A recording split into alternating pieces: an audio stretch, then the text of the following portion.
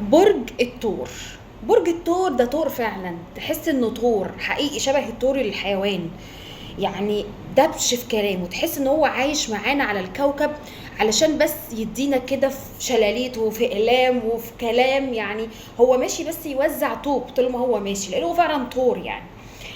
برج الثور شغيل جدا، بتاع شغل، شاطر قوي قوي قوي، وبيتحمل المسؤوليه وقوي، بس لسانه ده عايز قطعه، لانه لسانه ده طويل طويل جدا حقيقي فعلا يعني.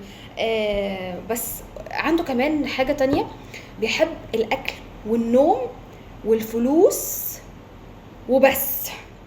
تحسي مثلا ايه، انك قاعدة مع تور، والله العظيم هو تور.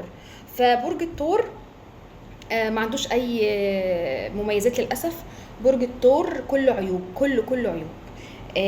وانا بعتذر جدا جدا لكل اصحابي اللي هم برج الثور، بدون ذكر اسمائهم، على راسهم يعني ساره عبد الغفار بتشتغل معايا هنا مصوره، حقيقي لا تطاق ولا تحتمل. حقيقي انا يعني انا لازم اخد جائزه نوبل على اني مستحمله ساره عبد الغفار اللي هي برج الثور، اللي هي ثور فعلا.